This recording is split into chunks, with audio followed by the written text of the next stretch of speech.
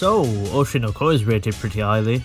I mean, it's the 13th best anime on my anime list at the time of writing this, and was previously number 1 for a bit of time. Hey, that's pretty good. Oshinoko is the latest work by Aka Akasaka, creator of the super popular Kaguya-sama Love is War. If you're anything like me and haven't read the manga, you probably assumed Oshinoko would be a fluffy and nice look at the idol genre, in the same vein as something like Love Live or Idolmaster with cute girls doing cute things and nice stories of friendship and slice of life. Well, you're wrong. Kinda. I mean, first of all, the first episode is 90 minutes, so it'd be a bit boring if it was 90 minutes of just slice of life. In the first episode, the show starts with the main character, popular upcoming idol Ai Hoshino, taking a hiatus from her group B Komachi. The reason for this? Well, she's pregnant. With twins. That's pretty much all I can say about the story without spoiling too much. Okay, no, but seriously.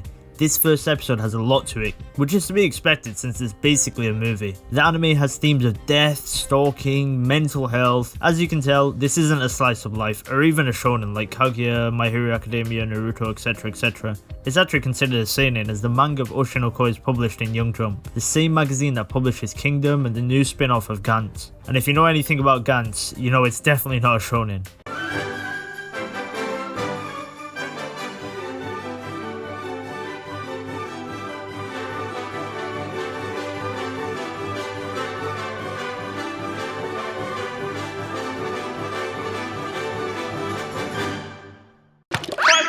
Although there are several serious themes, the overall show is wrapped up in a quite cheery style with many light-hearted moments and comedic instances, similar to Akasaka's other work. I think what makes Oshinoko especially interesting is that it doesn't shy away from the harsh realities of the idol industry. A bit like Shirobako, there are lots of inside stories regarding the entertainment industry. And although the story isn't entirely realistic, it's these moments that make Oshinoko quite memorable, as well as its amazing cast of characters. There's quite a few time skips in the first episode as we see Ai's children grow up and the dynamic develop between each of the characters. Ai is a fantastic character. Despite a difficult upbringing, she has a spunky, straightforward personality which is only enhanced as part of her idol facade. She wants to be a good mother to her children by being the best idol she can be and providing for them. Even though she has this ironclad, go-lucky persona, Ai is still human after all, and you can see how different issues affect her. Ruby and Aquamarine, her children, are quite different to what you would expect, and have their own interesting personalities. In the first episode alone, you can see how different events relating to the characters greatly affect one another. I mean, Ruby and Aquamarine go from being quite similar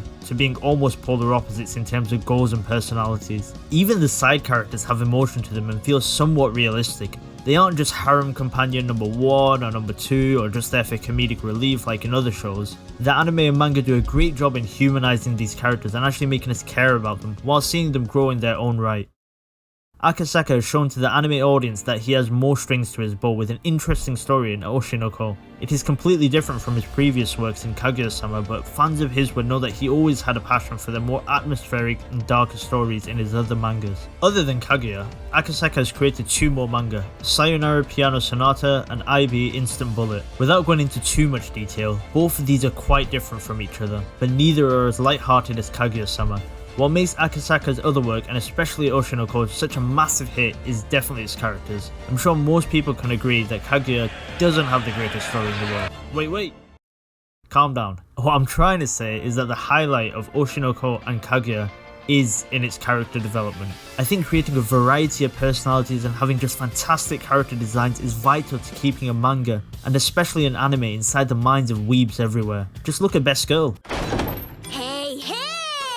I mean, does anybody really remember the multitudes of Kirito clones that come out every season, from In Another World with My Smartphone to Reincarnation of the Strongest Exorcist? If we were to include every Kirito clone, then Doga Kobo have done a great job in adapting Oshinoko. The animation isn't anything to write home about, but it's definitely solid and more than serviceable. To be honest, it's probably better than expected for a series that isn't balls to the walls action like Demon Slayer or Jujutsu Kaisen. The important parts of the anime are animated beautifully and cause a massive emotional impact to the viewer. Previously, with a lot of anime, it's a case of being a supplement to the manga or merely something that's an advertisement to the manga. But nowadays, anime has evolved, as we've seen in the last few seasons. Oshinoko is a great example of how the anime can actually enhance the manga's storytelling and characters. I mean, just look at the voice acting for Oshinoko.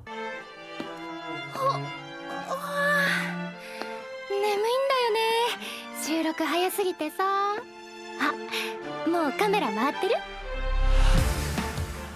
Even the dub is not bad either. I didn't get it.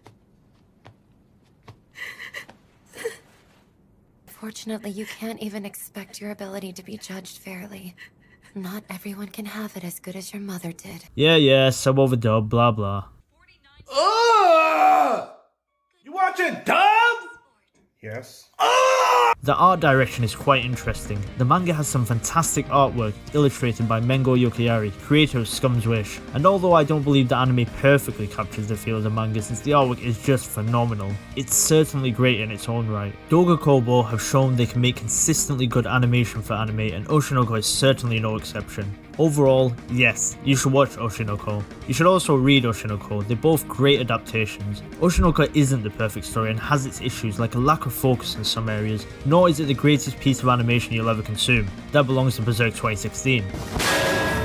It is, however, a very well layered plot with a great blend of seriousness and goofiness with some solid animation and sound. It has some comedic moments, some sad moments, and is quite an interesting look at the idol industry in Japan that doesn't shy away from the good, the bad and the ugly. And let's not forget the banger of an opening.